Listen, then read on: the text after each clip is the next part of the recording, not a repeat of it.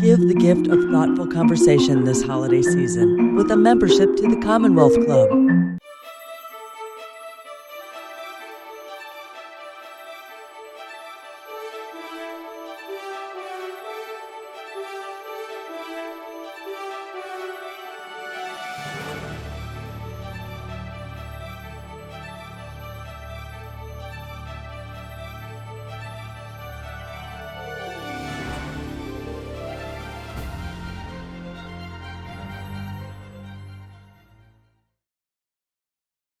Welcome to the Michelle Meow Show at the Commonwealth Club of California. I'm John Zipper, the club's Vice President of Media and Editorial, and Michelle's co-host for this program. Thank you for joining us today. For those of you who are joining us for the first time, the Commonwealth Club is a 118-year-old nonpartisan, nonprofit organization dedicated to the civil discussion of important issues of the day. Any views expressed are those of the speakers. Now, the Commonwealth Club is producing hundreds of programs a year, even during the pandemic. So head over to commonwealthclub.org/MMS for all upcoming programs, plus podcasts and video of past events. Today's program is part of our Good Lit series, underwritten by the Bernard Osher Foundation. Now, if you're watching us live on YouTube, use the chat box to submit questions for our special guests today. So you're in for a good conversation, and it's my pleasure now to introduce Michelle Meow, the producer and host of the Michelle Meow Show and a member of the Commonwealth Club's Board of Governors. Good to see you again, Michelle. Thank you so much, John, and thank you to all of you for joining us today for an exciting discussion. We have some great speakers. We'll discuss who is really behind America's appetite for foods from around the world, and we will also explore in depth how food journalism, food media, and the food establishment impacted many voices, particularly immigrant women who have shaped and revolutionized the way we eat today.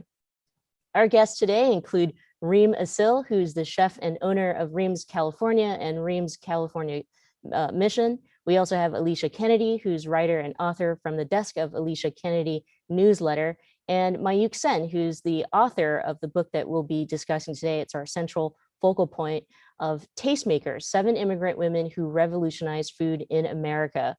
Welcome, everyone. Thanks so much for joining us. Thank you for having us. Thank you for having us.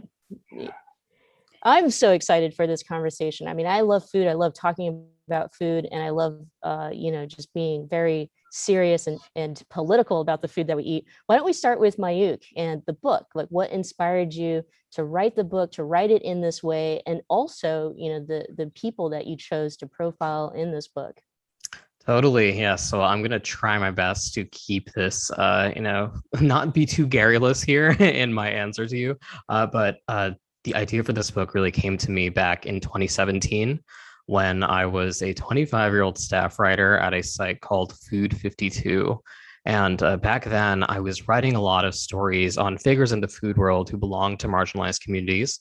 Oftentimes, they were women of color, people of color more generally, queer people, immigrants of color, sometimes folks who belong to more than one of those groups. And what I was trying to do was recirculate their legacies and honor them in a way that I felt as though American cultural memory may have not, because there's certain figures who immediately leap to mind for the casual reader, let's say, like Julia Child, for example, who are instrumental to the way that Americans cook and eat today. Yet there's so many other names whom that casual reader does not know. And so a friend of mine looked at my budding body of work at Food 52 and was like, I wonder if there's a larger project in here about immigration and food, and maybe there's a way to, bring all these stories together. And I was like, I'm 25 years old. I am too young to write a book, so I put it in my back pocket and I was like, one day.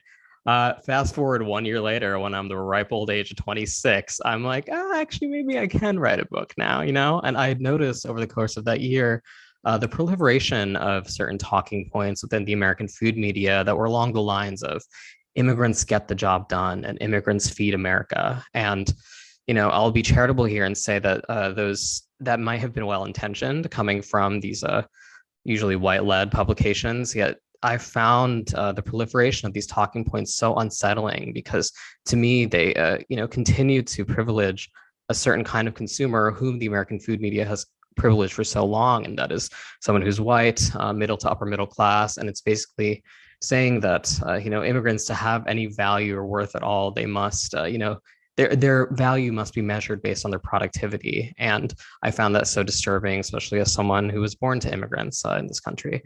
And so I felt as though the best way for me to combat it within my very limited skill set as a storyteller was to tell the stories of individual immigrants who had labored and really changed the way that America eats in the most granular way possible. And that would be one small step in making sure the creative aspirations, let's say, of immigrants was not abstracted in the way that I'd seen it so often in the American food media.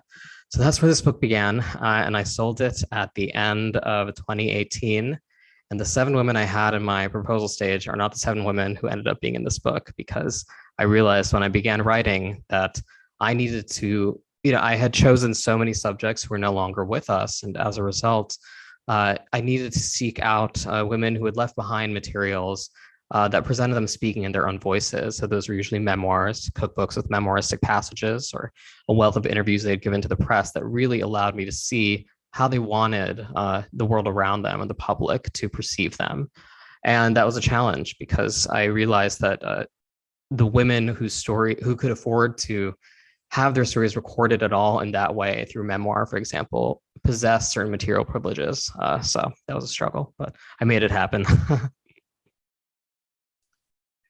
You also, kind of front and center, right from the beginning of the book, right from the introduction, you're addressing the fact that you're getting into the large systemic and conceptual issues that you've already touched on here. Was that a hard sell when you were taking this to the publisher, or were publishers kind of like, yeah, there's forgive the term, there's an appetite for this now, and not just talking about food or something like that?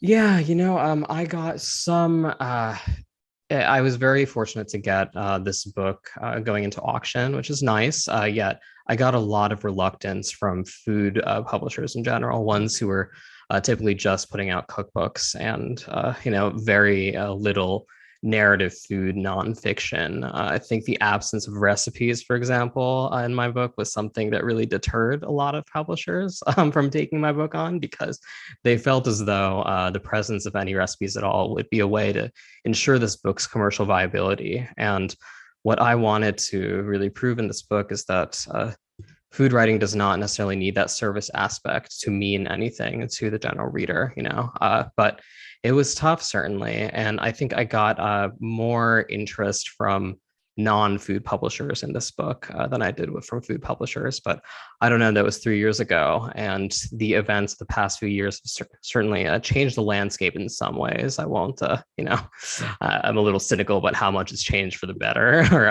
long term. But perhaps it'd be easier to sell this book now. Let's have a group discussion about the way that we talk about food, but particularly how, yes, women immigrant chefs, we've had to change not just the recipe, but even the description of the food that we cook to appease somebody. Who is it? Who makes these decisions? But we'd like to hear from the entire panel in the problems of having to change the way we describe our food. And for example, I have so much respect for Reem, because calling Arab food shouldn't be a problem, but why is it a problem? Let's have an open discussion about the history of having to change the way that we talk about the food that we cook. Who'd like to open up with some thoughts? Alicia? Sure. Well, I, as not a restaurant chef, nor, someone who is naming food necessarily, it's not a concern I personally have to deal with. But in my understanding and experience of food media, there's a lot of pressure to cater to a middle white American gaze that's understood as neutral in US food media. And so there's always this push and pull to make sure everything is accessible. But when the word accessible is used, I don't think that people really are engaging with the idea of whose access is being privileged.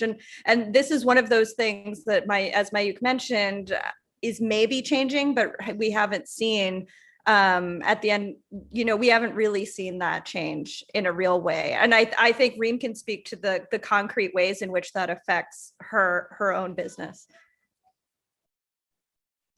Yeah, this is obviously the crux of the question of what happens when it's the intersection of food, but also livelihood, right? And the fact that we are sort of living in the land, the belly of the beast, in the land of consumption, and food and culture definitely sort of fall under that bucket, unfortunately. And so when I sort of approached, Reem's for me as a lifelong project. It was never meant to just be a restaurant, but sort of as I grew, it became sort of a source of livelihood, not just for myself, but a whole gamut of people around me, a whole ecosystem of workers, right? And so it was important to kind of figure out sort of, here's Reem and here's my identity and what I'm trying to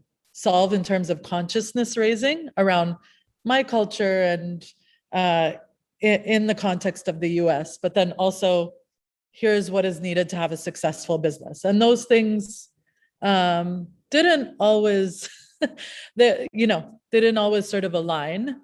However, I think that, as Mayu kind of said, even in the last,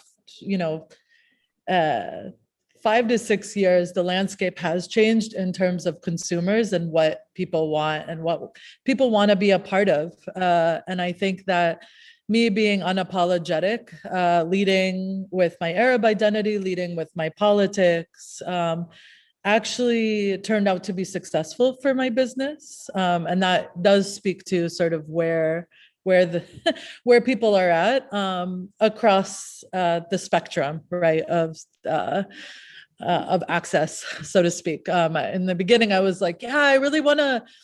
I wanted the Trojan horse effect of, I remember telling my mom, we're going to say Arab, we're going to mainstream. I was like, we're going to mainstream that, for lack of a better word, like to be Arab is to be cool. But I think that,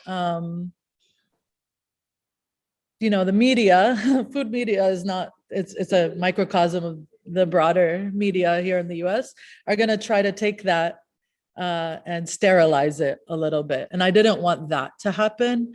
And I do feel like that started to happen for me as I sort of started to get, media started to sort of follow Reem's and my path. And it is this sort of uncomfortable friction of, I want to be on the fringes, but I want to be accessible. I don't want to lose the meaning of, what my food represents. So how do I sort of play that balance? And we're still trying to figure that out. We're still trying to sort of push the envelope. I think the one thing that's changed with the pandemic is that we're much less Trojan horse-like. We want to make everything accessible and much more just explicit about our politics. And so far that we've tread the waters. Hopefully that will continue. And I'm not alone. I feel like that's part of that, is being sort of part of this community of trailblazers like this book. I mean, this book really got me upset and happy and all the things at the same time, because I could see myself in all these women who came before me. And I think that I've been afforded privileges that they didn't have because of the landscape and how it's changed. So I'll stop there. Oh, Reem, you go ahead, Mike. Oh, sorry, I was just going to say, I'm reminded of the story of one of the women in my book, just in hearing both these responses. And that's the story of Najmi Batmanglij, who was a refugee from Iran who fled to France initially around the time of the Iranian Revolution in 1979. And then in the early 80s, came to America because she realized that France was not necessarily the most hospitable place to raise her 2 young sons. And upon coming to America, she had already published an Iranian cookbook back in France. She was credentialed in all the right ways to basically, she wanted to, when she came to America, publish her own English language Iranian cookbook. Yet upon sending out query letters to different publishers, she got a lot of polite rejections if she got any responses at all. And this was, again, just years after the Iranian Revolution. And in addition to that, the Iran hostage crisis cast a very long shadow. And so initially what she did was she and her husband Mohammed decided to self-publish their own cookbooks by Najmieh. They just started their own publishing house. They, raised enough capital to do so. And that was very challenging for them, of course. Yet they kind of, they reached an impasse when it came to titling the book, because they were not sure whether to refer to the book as one on Iranian food or Persian food, because, Iranian within the white American gaze, let's say, had become a sort of dirty word, in the early 80s in the landscape in which she was working. And Persian, may have been a bit of a safer choice. It may have ensured that her book would have a wider audience, certainly an audience beyond the Iranian diaspora. And eventually what happened is the subtitle that she chose, included both the word Persian and Iranian. And so she basically owned, very proudly her Iranian identity and her Iranian heritage. And eventually, as the decades went on, her audience would widen beyond the Iranian diaspora. Yet I do wonder, had she chosen the understandable and easy path of just labeling her food and cookbook Persian back in the 80s, maybe her audience would have looked different immediately and would have gone beyond the Iranian diaspora immediately. Who knows? Well, that kind of touches on something that, and Reen had mentioned something in this area too. So I'm kind of want to get all of your responses on this, and that is we've kind of touched on the changing audience, and you kind of let's just kind of say writ large the changing American consumer or eater or whatever. Is that changing because more of it is being educated to appreciate other foods, or is it changing because literally the complexion of the American population is changing, and there are more immigrants into it? And what do you think is behind the change, and what do you think is changing? Who wants to take this one? I'm still chewing on it.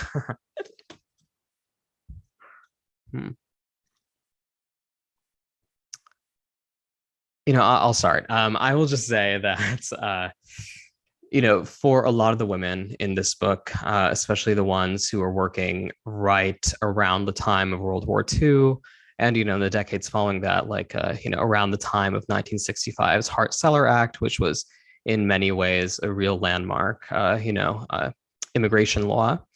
A lot of these women did find themselves working for a very specific gaze and writing for a very specific audience, and that is that very white, middle top or middle class consumer whom I was referencing earlier. Yet as time went on, I think a lot of the women in this book especially realized that, just confining your work to that audience that some may call mainstream, for example, or the dominant culture, let's say, was not the only path towards financial stability, for lack of better term. And, one of the women who really realized that was Najmieh Batmanglij, whom I just mentioned.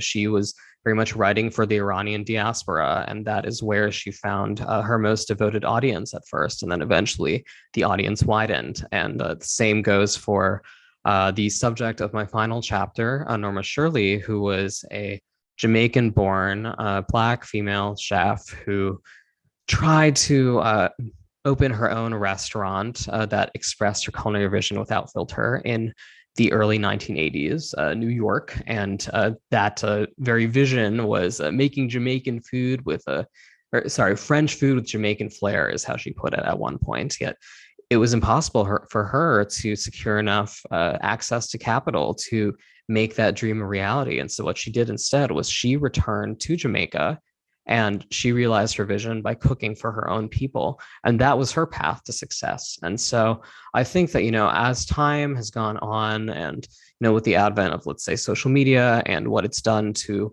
widen certain audiences beyond that kind of a white middle upper middle class consumer, you see maybe fewer folks who are culinary creatives who are solely creating for that kind of consumer. But I do think also, this country the complexion is changing, as you said earlier, and I think that a lot of food journalists like myself may no longer be presuming that majority white audience that, you may have maybe 5-6 years ago. So. Also, you're talking especially about the people coming in post World War II and for decades after that. That was like the heart of the time of industrialization, of corporatization, of whatever we can package into this tinfoil thing and freeze and ship across the country, and it's going to taste the same for everybody, and it's not going to upset anyone, so it's not going to have much taste at all. And that so wonderfully has been going away over the past few decades. I think, it was so much more introduction of not just from the organics, but just, the shopping local and the eating local and obviously the elevating of a lot of different chefs. So I'm kind of thinking there may be a couple strands here that are coming together at the same time. Alicia, it looks like you wanted to say something.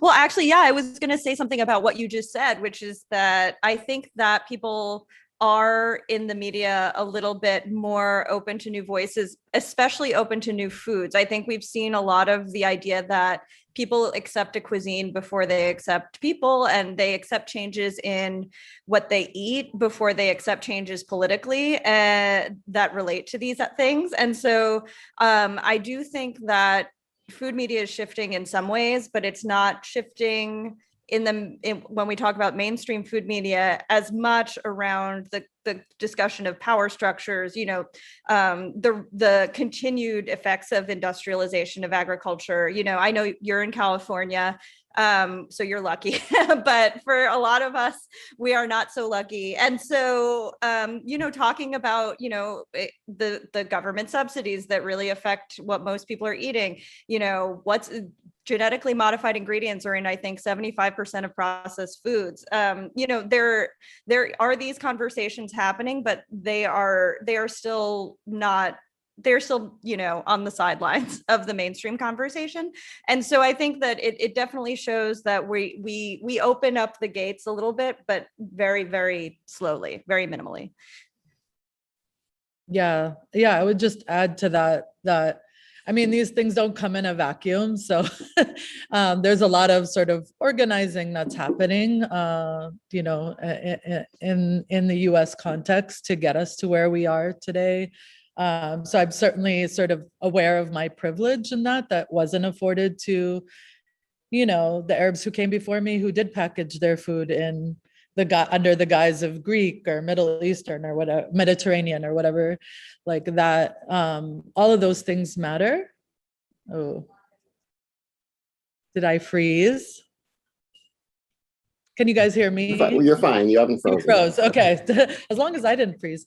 I think that, I think the thing that I struggle with is this, what I hope is that I feel like a lot of the women in your book, Mayuk, they wanted to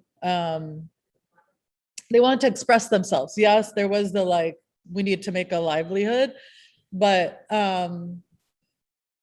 people are not, I don't want to sell my culture as a product, if that makes any sense. I think that people are they're not just looking for a new thing or a discovery. I mean, certainly there is that group of people who are going to buy cookbooks because they want to learn about a new cuisine. But for me, the way that I've approached this is just to be authentically me. And I think that people are looking for things that are more fluid and outside the box, where they can see a little bit of themselves in that thing.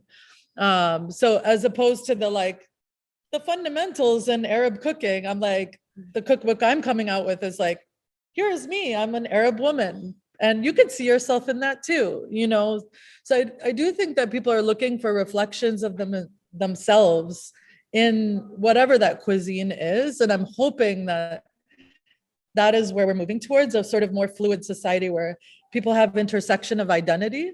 And they're yeah, I can relate to that. Or this is interesting. It's not I just want to take on a new cuisine because it's this packaged thing that I don't know about. So that's how my restaurants function. I've always approached it. It's not to make it accessible so that I don't scare them away, but it's to make them see something in themselves when they walk into my restaurant. That Arab hospitality is for everyone, that kind of thing. Not to sound cliche, but yeah, so I'm hoping that we're sort of moving in that direction, and that's what is driving people's consumption to some extent. I was going to jump off that if that's okay, not to yap on or whatever, so excuse me. But, I'm just reminded of the story of another one of the women in my book, just listening to what Reem had to say. And that is Elena Zelieta, who's actually based in the Bay Area for most of her professional life. She was originally born in Mexico, yet came here to America around the time of the Mexican Revolution.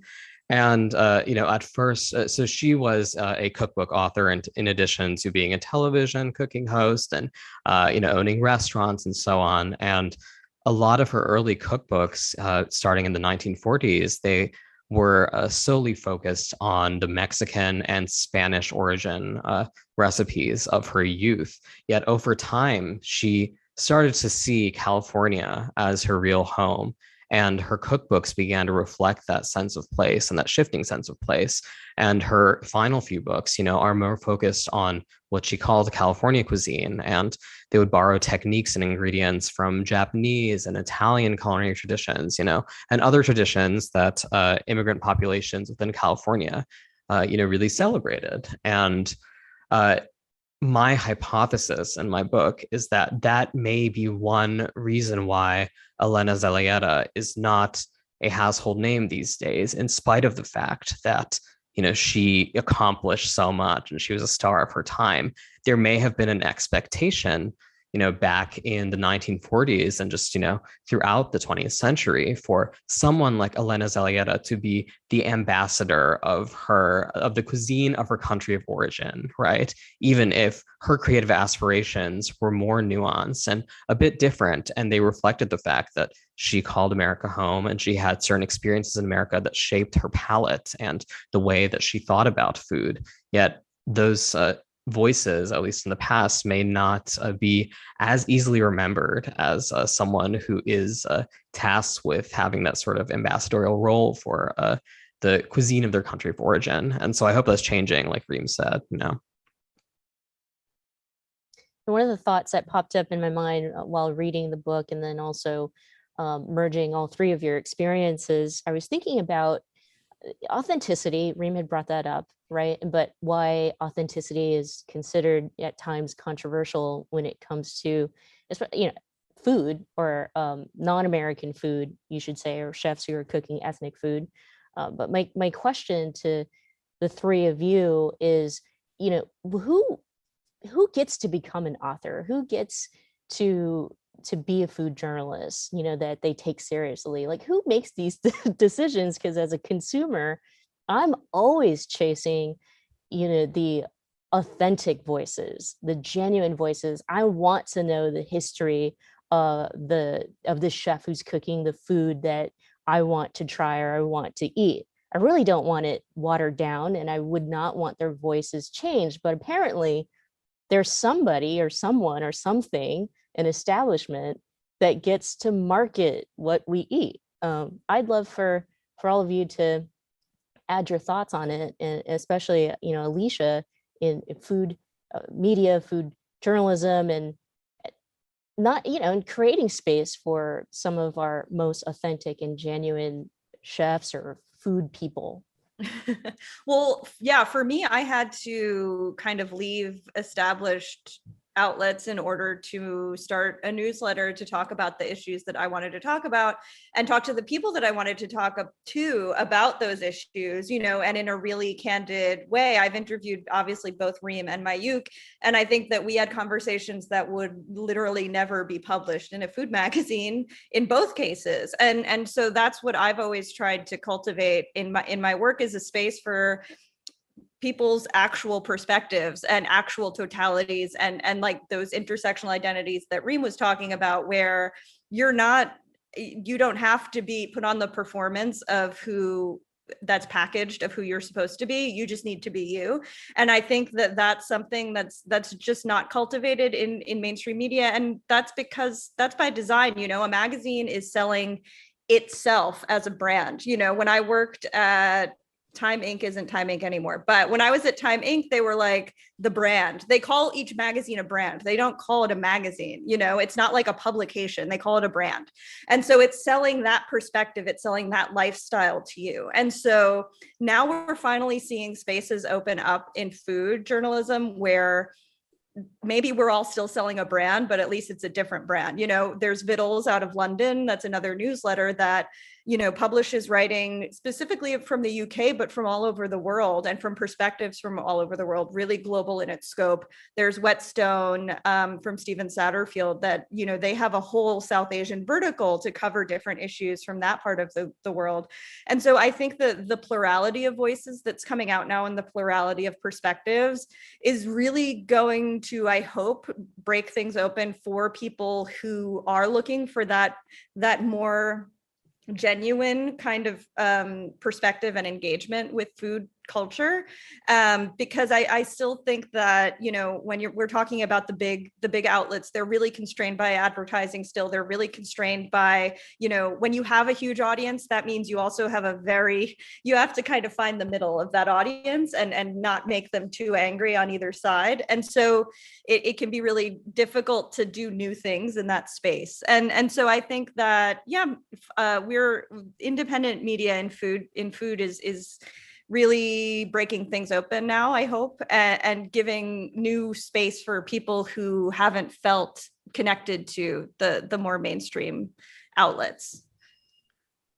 Yeah, you know, I mean, so much of what you just said mirrors my own experience as someone practicing in the field or whatever for 5 years now, because like I said at the top of this conversation, I got my start at a site called Food 52. And, you know, when I first began writing for them, and I was quite open about this, I got really ruthless comments from readers who were just like, why'd you hire this, you know, this child, you know, like we want our site back. We want our recipes back, you know, because they come to a food website for a very specific purpose. And that is to get their mind off of the chaos of the world. And sometimes those readers might be on the right side of the political spectrum, let's say.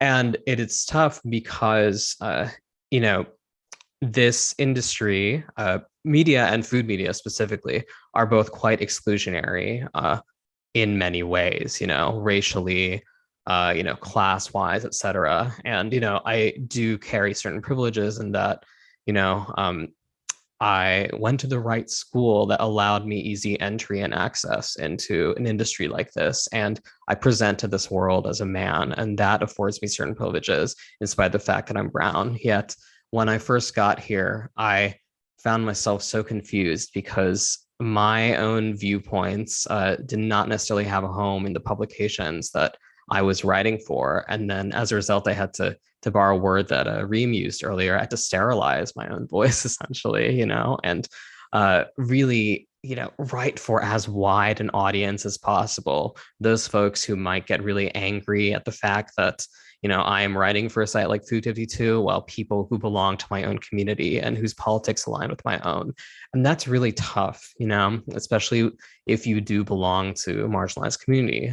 And I really, really struggled with that at first. And I'm sure that someone can look at the broad contours of my CV and say, he's someone who, you know, he walked a very traditional path in this industry because he got some sort of institutional recognition early on. And he got, you know, he basically made those white institutions quite happy. Yet I was doing that because I needed to survive, you know, and getting that opened up access to capital and opportunity that otherwise would not have been afforded to me as a result of just who I am in this world. And so I do hope, you know, I was thinking a lot about this trajectory as I was writing this book. And I really hope that food journalists who belong to younger generations than I do will not have to have these same sorts of struggles or, you know, work to appease certain awards bodies or get in the right anthologies just for them to make enough, you know,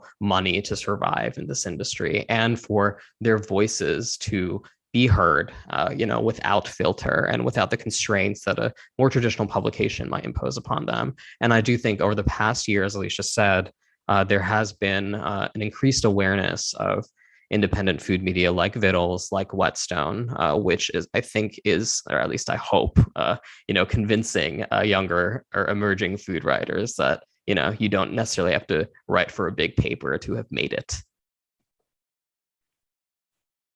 Yeah, I think, it's just like such a funny thing for me. I don't take any, I feel like I worked really hard, but I got lucky to be in a time where all these emerging food writers were kind of covering my story. And, I don't take any of that for granted. It's funny when people are like, oh, Reem, you're like a media darling. If you look at my website, I've been covered by so many people. And yet, my restaurant still struggles, I'm still struggling emotionally. Like none of it actually ended up in material benefits for me, which was sort of the realization that I had, that like money, that media didn't get me access to the real things I needed to survive. And I think that is the big, like, people want to cover these stories because they're interesting, but tomorrow they'll be yesterday's news. You have to kind of stay. And I didn't love, I think you start to become a token of if you sort of only rely on that organic media. And I think for me, that was something that I struggled with as sort of I became that I had more national attention. And I remember when people were like, you need to write a cookbook, that's your next thing. And I was like, for like 2 years, didn't do it because I wanted to do it on my own terms. And I sort of found that the story that was being painted that really kind of compelled me to write a cookbook was that I became like that sort of brown girl, to like that brown girl makes it in the food industry with the unconventional path. Anyone can make it. I like, as a result, I'm legitimizing the very system that I'm that I want to change. And so that is sort of what finally compelled me, of like, I'm starting to lose my own narrative, even when I have my own narrative, because I'm legitimizing this other meta narrative. But it was hard. I tried to sell a more autobiographical book and I wasn't important enough. People just wanted the recipes. And so that was a real struggle. And luckily, the book is a hybrid of the two. And hopefully people will receive it. But sort of even with someone who's considered a media darling, it's like, I'm still not important enough because it doesn't really sell the thing that they want to sell. And so I think until we sort of create our own medium outlets like this, like independent media by us, for us, that is going to continue to be a struggle that I have to navigate as a public figure. So I do gravitate towards the people who share my values when I choose now where I want to be featured or where I want to kind of give energy. And that's hard. That's hard when a lot of people are coming your way and want to cover your story that seems seemingly harmless, but you have to kind of figure out what are the sort of byproducts of doing that. So, yeah. But definitely the not turning to material benefits is a big thing that we have to talk about, especially for women, especially for gender nonconforming folks, especially for women of color. That has been the biggest sort of contradiction that I've seen with my male counterparts. So. Reem, you've talked about how you are presenting your food and your culture in your restaurants. Tell us about your customers. Are they coming? You see them. Are they folks for whom this is their food, or are they testing it as something new? Who are you attracting to your food? It's so interesting you say this. We have this situation where, we know who our customer is, and I would say, a good chunk of it is still sort of that 35 to 45 range, or that mid 30s range, white woman, who, because we live in the Bay Area, who can afford, has enough disposable income to afford our food. That said, we have a variety of segments of our market. We have our community, we have our regulars, people in our neighborhood that keep Reams thriving. But you can tell when we've been in certain publications how our customer base changes and the values that they bring in and what they value. And it's, when we hit like a top 10 list in food and wine, our customer is not as nice, not as understanding, is there for a transactional relationship. And to me, that is like very telling of, what kind of food media we want and what is going to sustain us. So I just find that very interesting for us. What we're trying to do is build deep with the communities in our, in the places that we're in the neighborhoods that we're in.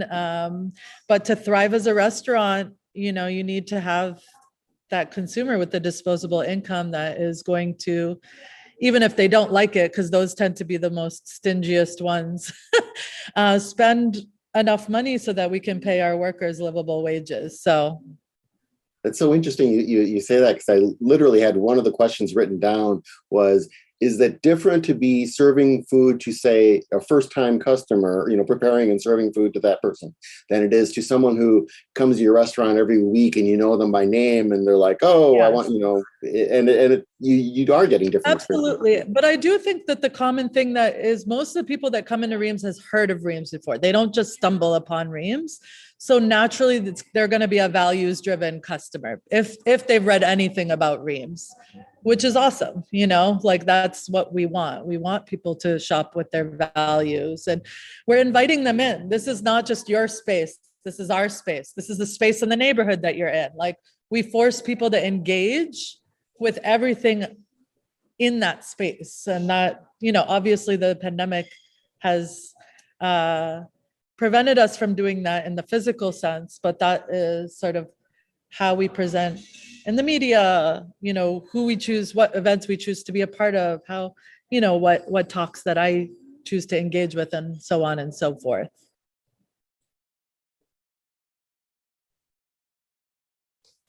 I wanted to ask a question. I mean, I have so many questions.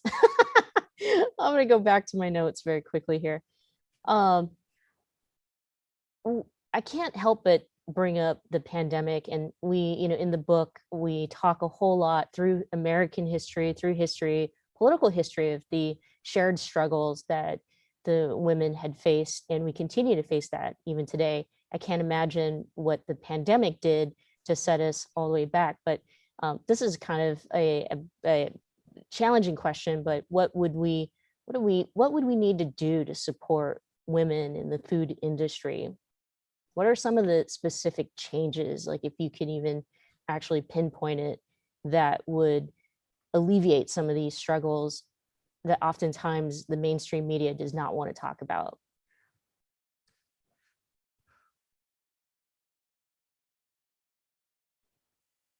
I don't know if anyone's stepping in. Well, I mean, I was going to say, so many of the things that I think would make everyone's lives better, would make women's lives better in the restaurant industry, are the things that we're not providing to all of our, we don't have nationalized healthcare. We don't have a livable minimum wage. We don't have proper paid parental leave. There are so many things that we don't provide to people that would make everyone's lives better, would make everyone's lives better in the restaurant industry for sure, would make everyone's lives more livable in terms of their access to good food in general as well. And so I think that it's definitely important to think about the fact that, the restaurant industry and the food industry isn't always siloed from the rest of society in the way that we sometimes talk about it or think about it. The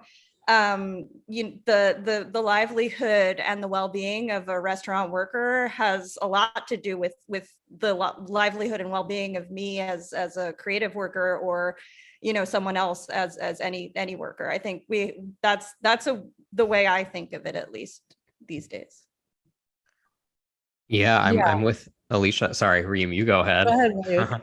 No, I was just gonna say I'm with Alicia, universal healthcare, for example, and all those other barriers that Alicia just mentioned, I think would do a great deal to at least chip away at some of those barriers that are keeping certain voices from reaching wider audiences in the food world, certainly. And then, I kind of write this in the book, but in my afterword, I say that although these are systems wide issues that require systems wide solutions, and therefore the onus should not be on the consumer necessarily, I don't want the consumer to walk away from my book feeling completely powerless. And I think one thing that, our audience members can do today, if they feel, as passionately as the panelists do about these very topics and issues, is to make sure that you are routing whatever little money you do possess, or unless you do have a lot of disposable income, like some of Reem's customers do, to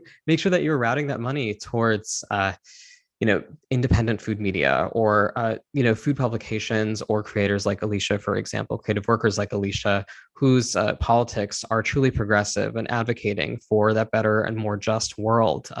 And maybe, reconsider whether you are materially supporting the existence of a publication that has time and time and again shown that it does not necessarily care about getting the stories or rendering the stories of people from marginalized communities with care and sensitivity.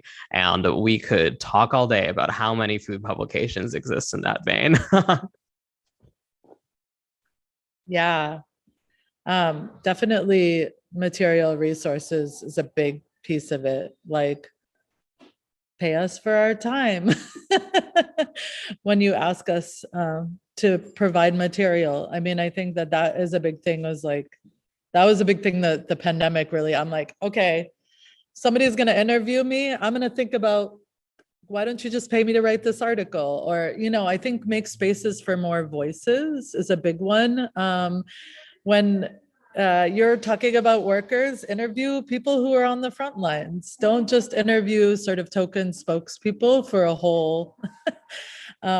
a whole community of people. I think that is, very easy thing that media can do. But as consumers, for sure, I think it's like asking more questions, and definitely like the sector intersections are a really big one. Like for us at Reams, we are really trying to empower our workers, not just to take ownership of Reams, but to hopefully the skills that they're building to fight for things like affordable housing, to fight for things like universal healthcare, because accessible transportation, all of those things. So there's the civic engagement part, but we need to be writing about food in a broader context. We shouldn't be just siloing it to food media. Like, people should understand why it's important, why supporting restaurants is actually important for more societal change, right? So I think it goes both ways, being able to broaden the scope. Not to say that food doesn't need its own niche, but food is a universal issue. And I think the more we can, connect it to issues, like Alicia does that really, really well, like takes sort of a very, very non-food item and connect it back to food. Like, I think that we need to be doing more of that. So I certainly try to use my restaurant as a tool to talk about these larger issues that have nothing really to do with food, but using it sort of as a gateway. Along the lines of specifically the pandemic, Mayuk, you've talked about and written about in the book, obviously the connections to capital and needing these connections and just to get something going or sustaining. During the pandemic, lots of businesses, but especially restaurants, as we all know, really hard hit. And I'm wondering if, because even with hundreds of billions of dollars that the government's shoveling out the door, it still takes businesses a lot of time having to navigate, getting their congressperson to contact and follow up on things, and having their bank check on the status of things.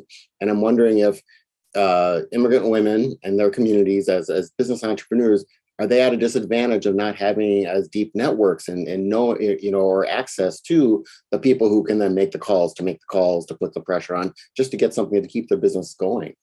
Yeah, it is certainly, per my reporting and research, both for this book and stories that I wrote during the pandemic, I did see a lot of those very barriers, and uh, access to capital was so much tougher for people who belong to immigrant communities just generally, and especially immigrant women, because maybe they, did not necessarily have for example, dedicated PR folks who could really advocate for them and increase their visibility in a way that might lessen any roadblocks to capital, especially during such a challenging time as the pandemic. And what was really frustrating, I think, just as someone who existed within the American food media in spring of 2020, it was seeing so much sympathy within our industry for celebrity chefs who had to close their restaurants down, or maybe had to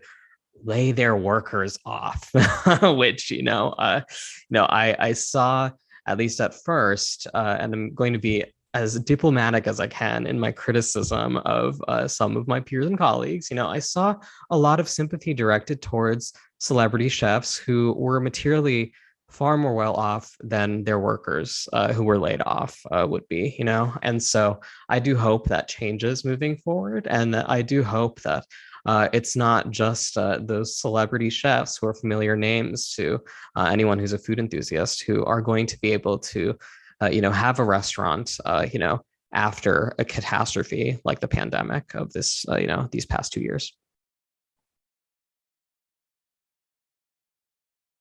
I think that's so important to discuss in terms of what Reem was saying earlier about, not seeing the cultural capital she's been granted by media translate into actual material changes in her livelihood. And I think that that's also something that really needs to be discussed in the food world, which is that, we think that the job is done when you write a little story and you feel nice, or you read a little story and you feel nice, and maybe you go and you spend $30 or something, but like that's not where these stories end. And we have to actually have that sort of meta critique of what the cultural capital we're granting to people actually means, and that continued engagement with what that actually means. Because as Reem was saying, this isn't just about one chef at each restaurant, even though we continue to put that narrative out there, even under these terrible conditions for workers. But, it's about a network and an ecosystem when you're supporting a restaurant. And so, how are we engaging with that on a real level? That's not just about telling nice stories about women chefs or immigrant chefs, but getting them the access that these men have to get really nice stories written about them when they're in a Connecticut mansion and they laid off all their workers. Like why does cultural capital for a man translate into a mansion in Connecticut, and cultural capital for a woman chef translate into hustling her ass off still in 2021? True that. Yeah. I was like, "Whoa, it's hot." Reem, you want to add some thoughts to this? I think Alicia dropped the mic on that one. Yeah, exactly. Gosh. As we, wind down on our conversation, which has been so incredible. Thank you all so much for your time, and for Tastemakers, the book. I encourage you, if you're spending time with us this afternoon, you don't have a copy, get a copy of Tastemakers. But I would love to get your thoughts on the future, kind of sort of, because Reem, I think that you inspire so many of women and immigrant chefs or people in the food industry to be more authentic with their voice, which could then ignite an entire movement on its own if it hasn't done so already. But also with Mayukh, with this book, and challenging us to really not erase the people who have contributed so much to the way that we eat here in the country, but to think deeply also of how politics impact us. The food establishment may not change, or we might not have much confidence in them, changing the way they do things because of their reliance on capitalism. But what are your thoughts on what the future could look like if we just do what you all are doing, creating the space for our community to grow? I could start. I think, yeah, I never wanted to do this work forever. I'm really inspired by a younger generation of folks that are way more creative than me in my organizing days. I'm a movement builder, and yeah, I'm really excited for the fertile ground that we're building for more localized, resilient uh, ecosystems. The people who come out of this more creative, you're seeing it now, towards a regenerative economy in which, you know, you just have small communities of people really building up their resiliency, and that, you know, a multitude of voices are out there, and so that we can be more creative, we can be more, for lack of a better word, resilient when we face hardships, because this pandemic is just the beginning. This is unfortunately, you know, we are going to struggle with the impacts of disaster capitalism, climate change, all these things. So I'm really, really excited about sort of the fertile ground that, at least, you know, on my little local corner of the world, trying to build in my workers, maybe inspire other business owners to build in their workers, and so on and so forth. So it's not just a few voices. I was really excited when, after Reams, you know, had been in the landscape, in the media for a good year or two, that other Palestinian cuisine, Arab cuisine started to pop up in other parts of the country.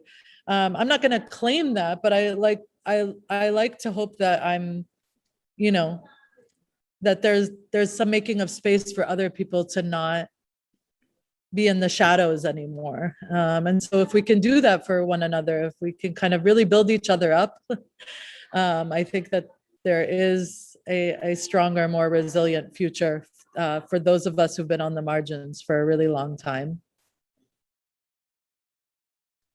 Yeah, not to beat a dead horse, but I will say that, you know, to me, a thriving future would just involve a lot of independent food media. Now, I would love, you know, 10 different whetstones and 10 different fiddles that are so influential and have such wide reach that they render, you know, these more stodgy traditional institutions and publications obsolete, because that is where I'm investing my hope, like in independent food media. I mean, you know, for really progressive, you know, writing to exist and live. And, you know, in my job as a professor at NYU, you know, I tell my students all the time that, you know, like I said earlier, you don't need to aspire to write for this big, you know, newspaper anymore to feel like you've made it. You know, I want you to aspire to write for one of these independent publications that will not bulldoze over your voice and, you know, your politics just to fit some sort of a institutional mold.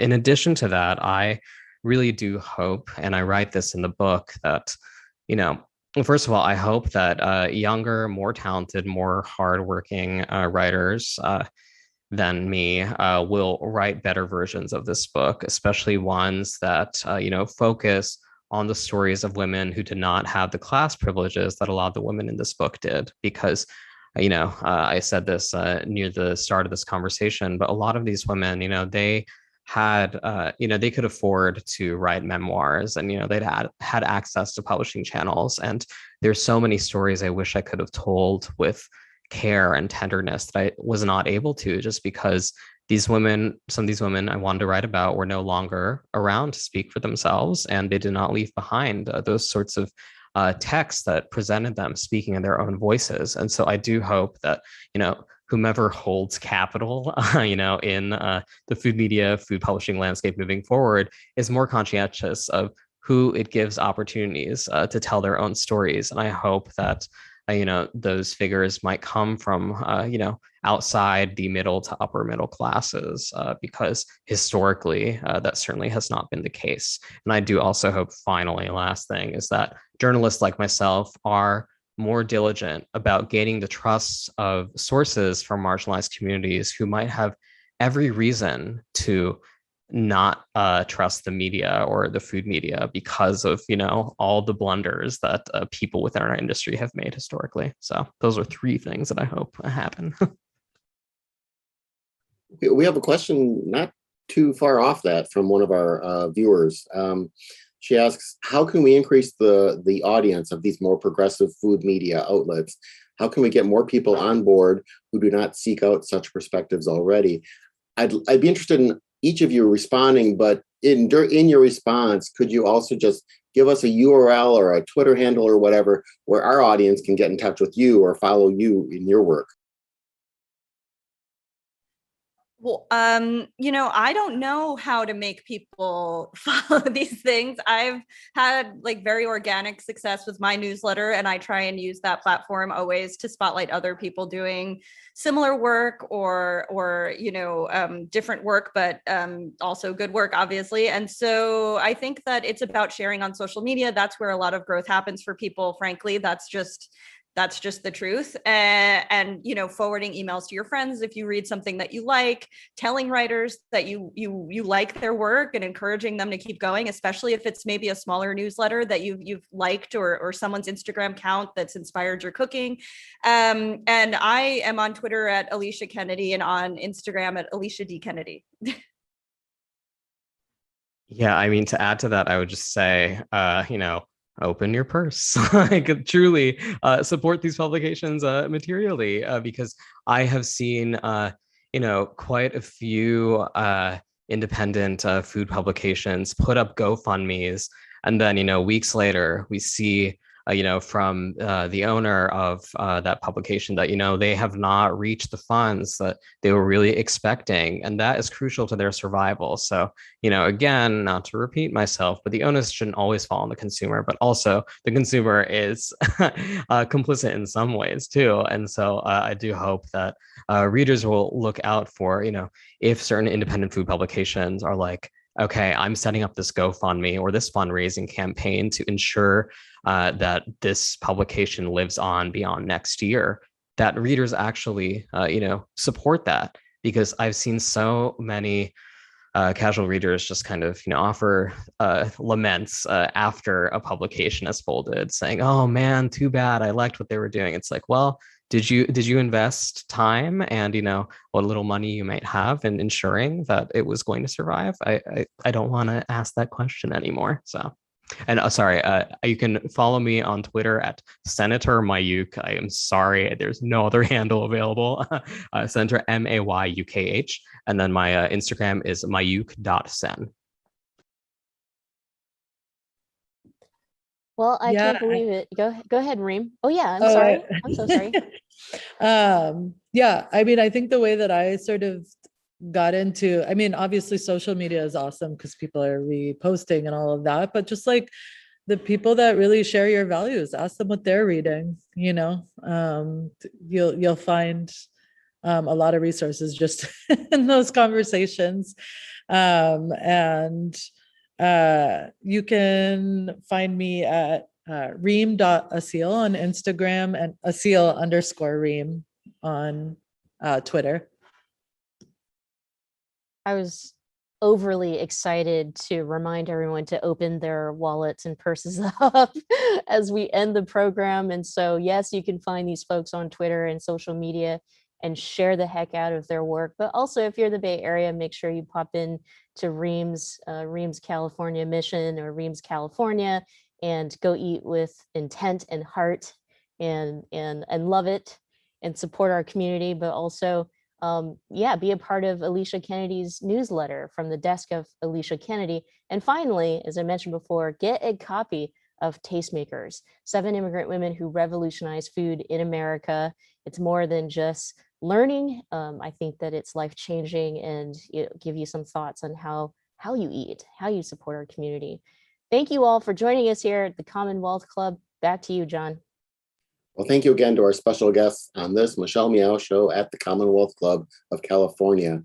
And last and not but least, thanks to all of you who are watching or listening to this program. You can find more programs again at commonwealthclub.org/MMS. Have a good weekend. Stay safe. Goodbye.